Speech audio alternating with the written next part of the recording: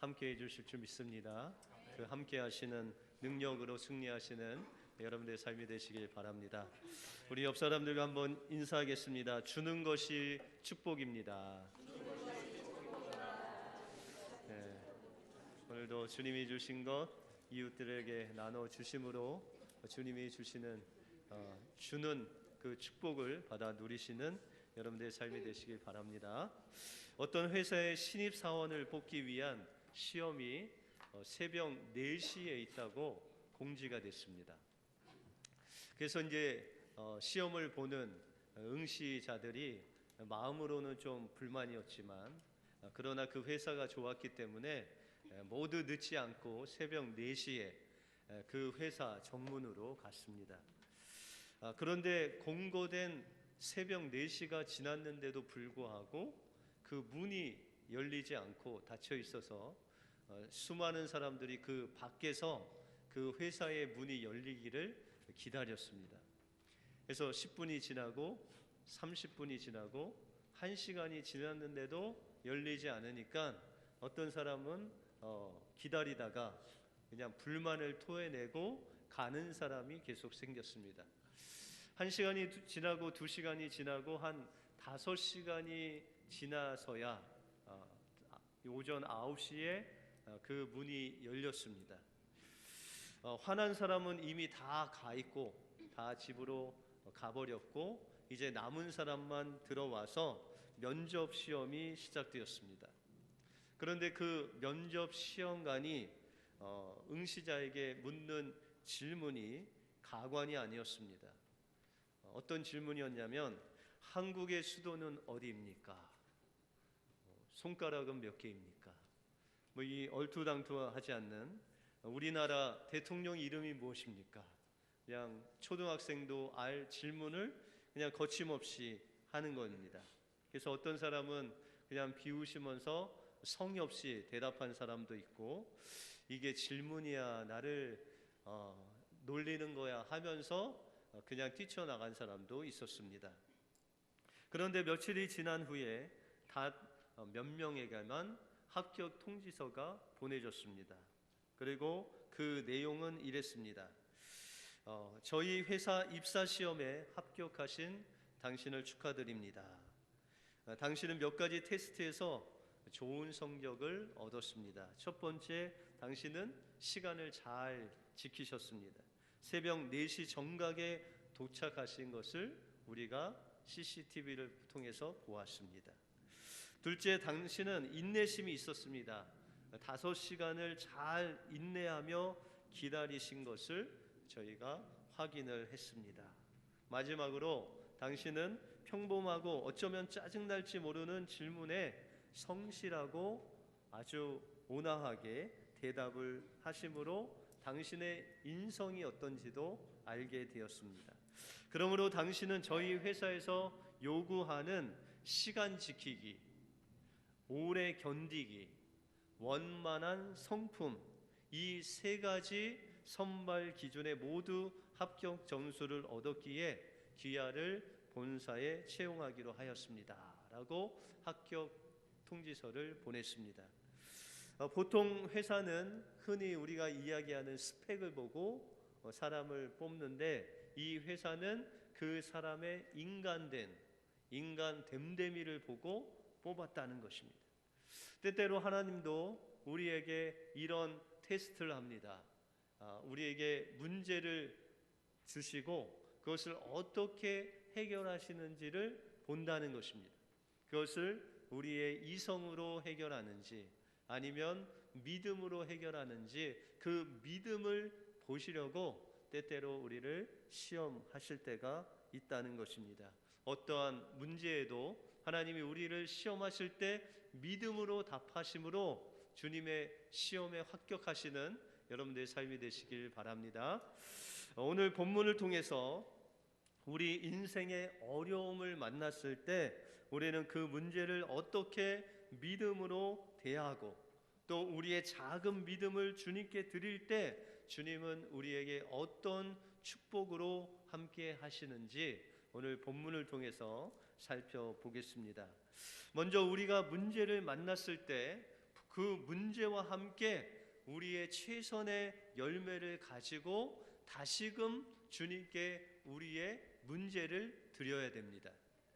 오늘 본문에 보시면 예수님이 제자들을 시험하십니다.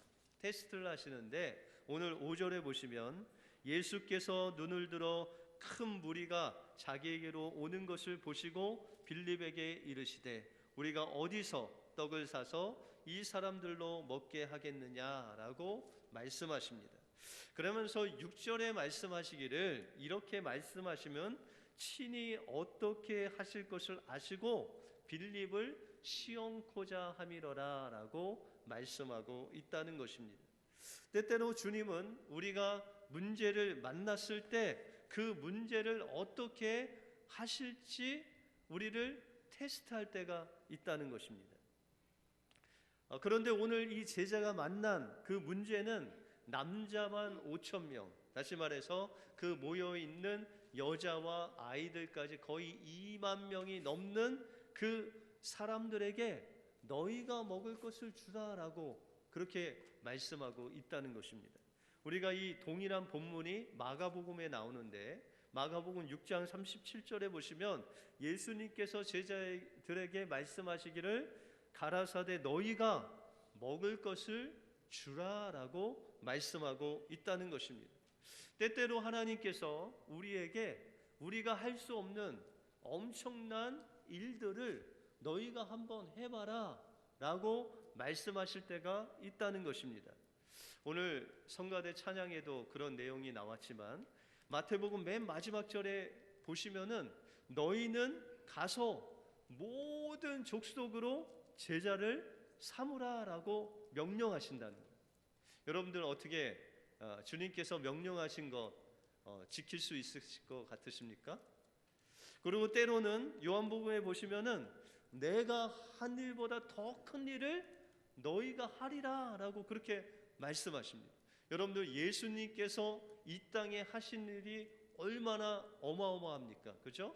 병을 고치시고 귀신을 쫓으시고 죽은 지 나흘 된 나사로를 그냥 한마디로 나사로야 나오라 하시는 그 한마디로 죽음에서 건지신 그 예수님이 하신 일보다 더 큰 일을 여러분들 한 사람 한 사람이 할 것이다 라고 말씀하실 때 그것을 우리가 어떻게 받아들일 수가 있냐는 것입니다. 그런데 오늘 예수님께서 명령하시는 너희가 먹을 것을 주라라고 하시는 그 명령에 반응한 두 제자가 나옵니다. 먼저 빌립은 머리가 아주 비상하고 계산이 빨랐습니다. 여러분들 이 빌립이라는 이름은 헬라어식 이름이라고 그랬죠.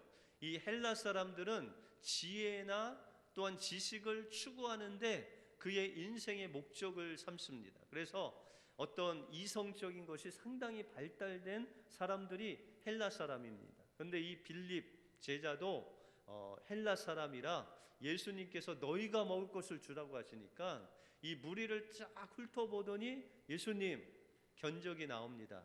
200데나리온 떡을 사면 됩니다 라고 그렇게 이야기를 합니다. 그런데 이렇게 이성적으로 빨리 계산한 그 빌립의 말을 자세히 보면 200데나리온 떡을 사서 이 사람들에게도 먹여도 부족합니다 라고 그렇게 이야기를 하고 있습니다. 다시 말해서 빌립의 그 대답은 늘 부정적이고 또 부족하고 없는데 그의 포커스를 맞췄다는 것입니다. 그리고 그것이 끝났습니다. 그런데 이 다른 제자 안드레는 예수님의 말씀을 듣고 오늘 9절에 보시면 여기 한 아이가 있어 보리떡 5개와 물고기 2마리를 가졌나이다. 그러나 이것이 이 많은 사람에게 얼마나 되겠삼나이까 라고 이야기를 합니다. 여러분들 안드레에게 예수님이 너희가 먹을 것을 주라 라고 했을 때 이 안드레가 예수님께서 명령하신 그 명령을 지키기 위해서 그 2만 명이 되는 그 무리를 돌아다니면서 자기 때에는 최선을 다했습니다. 뭐 하려고 최선을 다했죠? 먹을 것을 구하려고 최선을 다했는데 먹을 것을 구하긴 구했는데 그 먹을 것이 그 조그만 어린아이의 도시락 하나였습니다. 그런데 그 최선을 다한 열매인 그 어린아이의 도시락을 들고 예수님께 나와서 그 안드레가 예수님께 드리면서, 예수님, 제가 최선을 다했는데 이것밖에 없습니다. 이것 가지고는 이 많은 사람들을 먹일 수가 없을 것 같습니다 라고 그렇게 예수님께 대답을 합니다. 여러분들, 빌립과 안드레의 차이는 무엇입니까? 안드레는 예수님의 질문에 응답해서 그가 정말 최선을 다해서 그가 할 수 있는 것을 다 했고, 그 문제를 가지고 최선을 다한 열매를 가지고 주님 앞에 나와서 안드레는, 예수님, 제가 최선을 다했지만 이것은 제가 할 수 없습니다 라고 하면서 그 문제를 다시금 예수님께 올려드리는 그 안드레의 모습을 우리가 볼 수 있다는 것입니다. 바로 주님께서는 이것을 원하셨다는 것. 우리에게 어려운 문제가 있을 때, 아니면 작고 큰 문제가 다가올 때 우리가 그것을 최선을 다해서 그 문제를 해결하려고 하는데, 그것이 최선을 다했을 때 그 결과가 바로 내 힘으로는 그 문제를 해결할 수 없다는 것입니다. 내 노력으로는, 내 이성으로는, 내 최선으로도 그 문제를 해결할 수 없어서 그 문제를 다시금 예수님께 가져와서, 예수님, 저는 이 문제를 해결할 수 없는 연약한 인생입니다. 주님, 이 문제를 다시 받으시고 주님께서 해결해 주십시오 라는 태도가 바로 주님이 원하시는 우리의 태도가 되기를 원하셨다는 것입니다. 여러분들, 모세가 40살 때 그 마음속에 불타는 그 민족을 향한 사랑이 있었습니다. 그래서 그 사랑을 표현한 것이 바로 그 히브리 민족을 고통과 또한 핍박하는 그 애굽 사람 군사 한 명을 죽이는 것이었어요. 그것을 죽여서 그 민족의 해방을 가져오려고 했어요. 그런데 그 모세의 방법으로는 그 민족을 해방할 수가 없었어요. 그래서 그 다음날 자신의 민족이 서로 싸우는 것을 보고 그것을 중재하려고 했을 때 그 히브리 중에 한 사람이 모세가 어제 애국 군사를 죽인 것을 말해버립니다. 다시 말해서 그가 애국 군사를 죽인 것이 탄로가 나자 이제 그는 그가 쌓아놨던 그 40년의 그 모든 것을 잃어버리고 광야로 도망하는 도망자가 되었다는 것입니다. 그는 그 누구보다도 언변에 능했습니다. 애굽 말을 다른 어떤 사람보다도 고급스러운 언어를 사용해서 애굽 말을 할 수 있는 사람이었습니다. 또한 누구와 싸워도 능히 이길 수 있는 그런 싸움 훈련도 받은 사람이었습니다. 또한 애굽의 누구보다도 높은 그 왕자의 위치에 앉았던 사람이 바로 모세였습니다. 그런데 그가 그 40년 동안 그렇게 준비한 그 모든 것을 자신의 생각으로, 자신의 방법으로 그 문제를 해결하려고 했을 때 자기 가지고 있는 그 모든 것도 잃을 뿐만 아니라 그 문제도 해결하지 못했다는 것입니다. 그때 하나님께서는 그를 40년 동안 광야에서 훈련을 시키십니다. 어떤 훈련을 시키셨을까요? 그의 힘을 빼는 겁니다. 자신의 힘으로는 이 문제를 할 수 없고, 또한 최선을 다한다고 해도 자신의 힘으로 할 수 없음을 깨달게 하시기 위해서 주님께서 40년 동안 그를 광야에서 훈련을 시킵니다. 그리고 그 모세를 부르십니다. 그때 이 모세는 주님께 이렇게 고백합니다. 하나님, 저는 입이 뻣뻣하여 애굽 말을 할 수가 없습니다. 이제 이 모세가 40년 동안 광야 생활을 하다 보니까 그렇게 능숙했던 애굽의 언어를 다 까먹었어요. 그래서 이제는 입술이 뻣뻣해서 내가 애굽 말도 할 수 없고, 또한 제가 누구간데 바로에게 가며 내가 누구간데 이스라엘을 애굽에서 인도하겠습니까? 저는 그럴 능력이 없습니다. 그러면서 하나님 앞에 고백하기를, 주님, 보낼 만할 자를 보내소서라고 자신에게 그 능력이 없음을 철저하게 하나님 앞에 고백할 때 하나님께서 그에게 말씀하시기를, 내가 정녕 너와 함께하리라. 다시 말해서 모든 족속에게 주님의 복음을 전하라고 말씀하신 주님이 우리 찬양대가 찬양한 것 같이 내가 너와 세상 끝날까지 함께 있으리라는 정답을 주셨다는 거예요. 모세에게도 정답은, 그 문제를 풀을 수 있는 정답은 바로 내가 정녕 너와 함께 있으리라 라는 주님이 동행하신다는 정답이었습니다. 예수님께서 제자들에게 원하신 것이 이것이었습니다. 너희가 먹을 것을 주라고 했지만 주님, 내 힘으로는 저희들에게 먹을 수 있는 것이 이 5병이여 떡 5개 물고기 2마리밖에 없사오니 주님께서 그 문제를 해결해 주십시오. 이렇게 주님 앞에 나올 때 주님께서는 이 제자들과 함께 하시고 그 십자가의 능력으로 그 수많은 사람들을 먹이는 놀라운 역사를 베푸셨다는 것입니다. 우리에게 문제가 다가올 때 우리는 그 문제를 해결하려고 최선을 다해야 됩니다. 그런데 그 최선을 다한 그 열매를 가지고 주님 앞에 나가서, 하나님, 제가 최선을 다했는데도 불구하고 내 힘으로는 이 문제를 해결할 수 없습니다. 주님, 이 문제를 받으시고 주님이 해결해 주십시오. 여러분들의 인생을 주님 앞에, 그 문제를 주님 앞에 드릴 때 하나님께서는 여러분들의 그 기도를 받으시고 여러분들과 함께하여 주셔서 그 모든 문제를 주님이 직접 해결해 주실 줄 믿습니다. 이 은혜가 여러분들의 인생 속에 넘쳐 흐르기를 주님의 이름으로 축원드립니다. 두 번째로, 주님은 우리의 것을 드릴 때 우리에게 기적의 축복, 드림의 축복을 베풀어 주십니다. 주님은 제자들에게 명령하십니다. 오늘 10절에 보시면 예수께서 가라사대 이 사람들로 앉게 하라 하신대 그곳에 잔디가 많은지라 사람들이 앉으니 수요가 5,000쯤 되더라라고 말씀하고 있습니다. 여러분들 마가복음에 보시면 이 제자들이 100명, 50명씩 그들을 앉혔다라고 그렇게 말씀하고 있습니다. 여러분들, 제자들에게 예수님이 무엇을 나눠 주시려고 이 제자들을 통해서 그들을 집에 가지 않게 하시고 그 잔디에 50명씩 100명씩 앉게 하셨어요.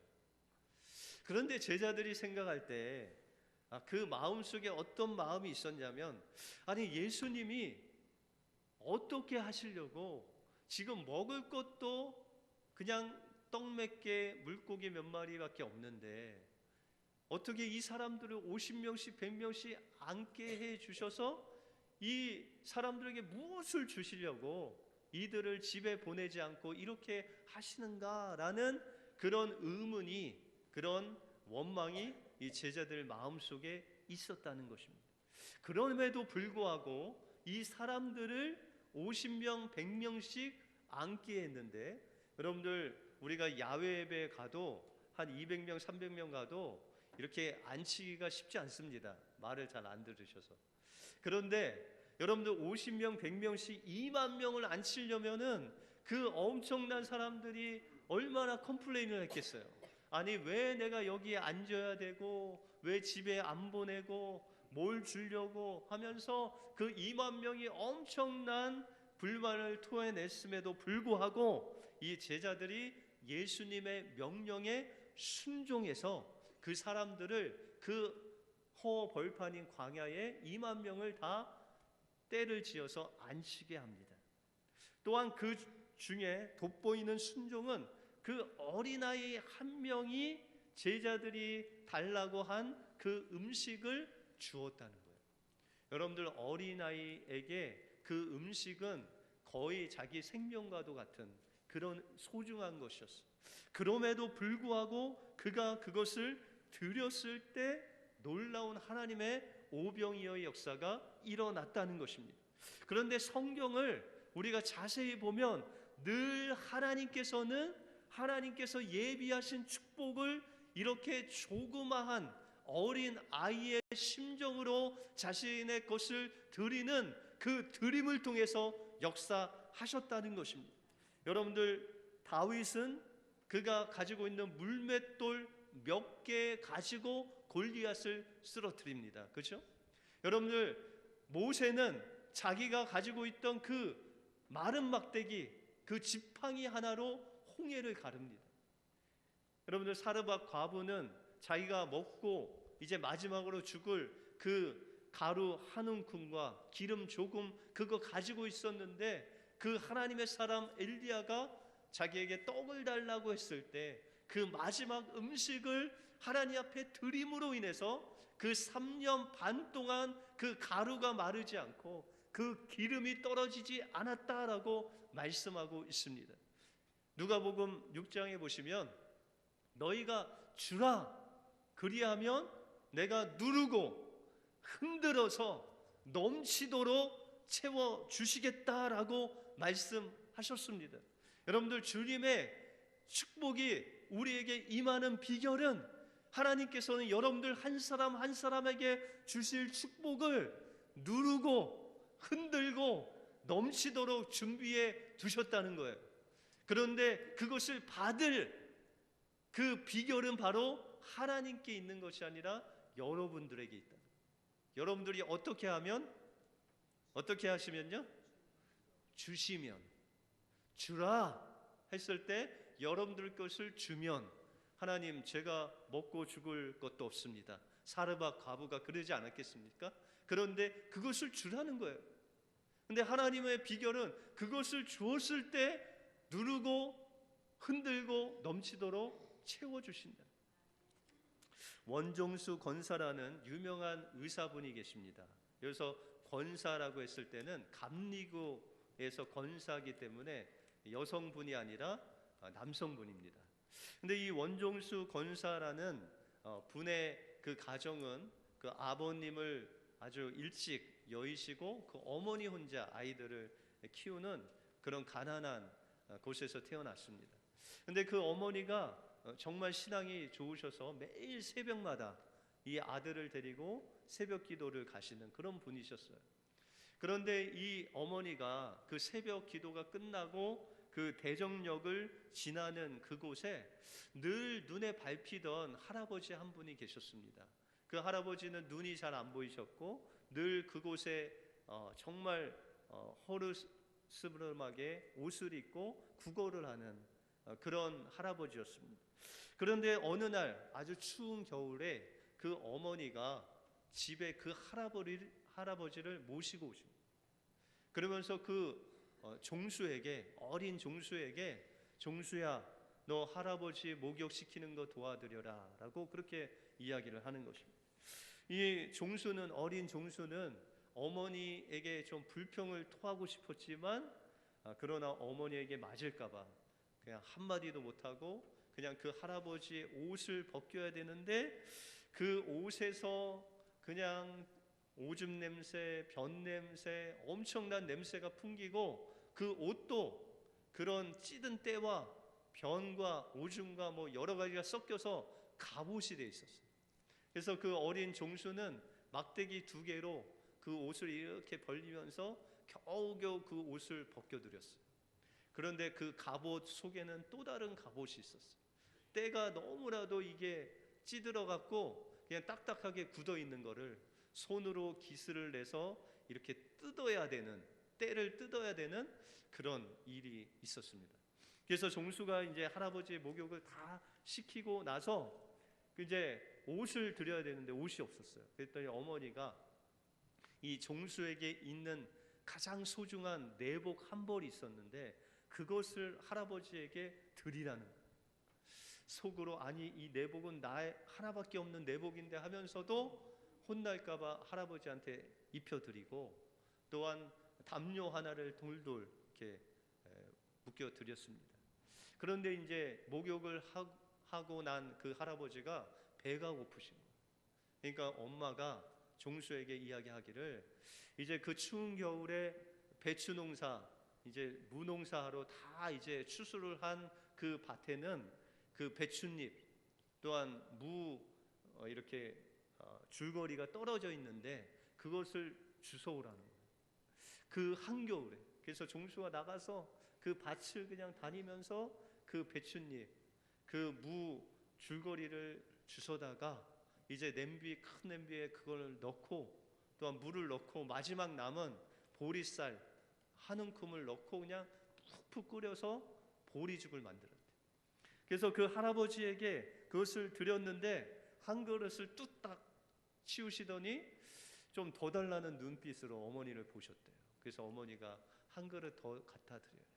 한 그릇 더 드렸는데도 부족하셔서 결국 3그릇을 다 드시고 그 조금 남은 그 죽으로 그 종수의 배를, 허기진 배를 달랬다고 합니다. 그런데 그렇게 그 할아버지가 겨울이 지나고 그 할아버지 떠나시고 그 할아버지에 대해서 까맣게 잃어버렸는데 그 종수가 새벽 예배에 엄마하고 나가서 비몽사몽간에 하나님을 보게 됐습니다. 근데 하나님께서 종수야 종수야 부르시더니 내가 내게 무엇을 주기를 원하느냐라고 말씀하셨대요. 그래서 하나님 돈 하려다가 주일학교 때 배웠던 그 솔로몬이 생각나서 하나님 그러면 저에게 지혜를 주세요 하고 마지막에 돈도 주세요 그랬대요. 그래서 이제 하나님께서 이제 지혜를 주시겠지 하고 집에 가서 이제 배고픈 그 배를 이제 웅크리면서 그래도 먹을 게 없으니까 그 벤치에 누워서 로마서 성경을 1장부터 16장까지 봤대요. 그래도 엄마가 밥을 안 줘서 일어나서 또 로마서 1장부터 16장까지 2번이나 읽었대요. 그런데 이제 집에서 학교를 가야 되는데 버스비가 없으니까 걸어가는데 그 로마서가 생각이 나는데 예전엔 그렇게 읽어도 뭐 생각이 잘 안 났는데 이제는 그 로마서 1장 1페이지가 그대로 써 있는 게 그 머릿속에 기억이 나더래요. 그래서 머리로 한 장을 쓱 넘기니까 2장이 쫙 보이는데 그냥 토시도 안 틀리고 다 보이더래요. 그 이후에 이 원정수 권사님이 책을 2번만 보면 그 머릿속에 책이 딱 입력돼서 이렇게 머리로 이렇게 책을 넘기면은 그 책이 다 보이는 거예요. 국사시험 이제 책을 쫙 넘기면 답이 나와서 100점, 사회도 100점. 그래서 선생님께서 그 원래는 그 일이 있기 전에 고등학교 480명 중에서 410등을 한 원정수에게 너 공부 좀 해라라고 했는데 그 이후부터 이게 공부를 책 2번만 보면 다 입력이 돼서 다 100점을 맞는데 한 과목이 계속 낙제 점수였어요. 수학이었습니다. 수학책을 아무리 머리로 들춰봐도 정답이 없는. 그래서 수학은 30점, 40점 맞아도 나머지가 다 100점이니까 나중에 이 410등에서 전교 5등까지 올라가더래요. 그렇게 하나님께서 은혜를 주셔서 서울대 의대를 들어가고 또한 수석으로 졸업을 한 후에 의사가 되어서 이제 어떤 교회 모임에 갔는데 간증을 좀 해달라고 부탁을 받았습니다. 그래서 이제 간증을 하려고 하는데 하나님 제가 간증할 게 뭐가 있을까요? 라고 기도하는데 하나님께서 말씀하시기를 너 기억나니? 내가 겨울에 추위에 떨고 있을 때 내가 나를 데려다가 씻겨주고 따뜻한 것 먹여주고 내가 하나밖에 없는 그 내복 나 입혀주고 누구도 나와 대화하지 않던 나에게 너희 어머니와 내가 나와 겨울 내내 대화를 해 주었단다. 그래서 나도 내가 먹고 입고 사는 그 모든 것을 지금까지 책임져 주고 있다라고 그렇게 말씀해 주셨습니다. 여러분들 그 원정수 권사님이 되돌아보니까 자기가 여기까지 온 것 그냥 그때 그렇게 원망과 불평하면서 그 나무떼기로 그 옷을 벗겼던 그 할아버지에게 그 내복 준 거밖에 없고 목욕시켜 드린 거밖에 없고 그 배추 잎 그거 주워다가 죽 끓여 준 것밖에 없는데 하나님께서는 그것을 이렇게 갚으셔서 자기를 의사로 만들어 주셨다는 거예요. 여러분들, 우리에게 문제가 있을 때 하나님께서는 여러분들에게 누르고 흔들고 넘치도록 채우실 그 축복을 하나님께서는 예비해 주시고 있다는 거예요.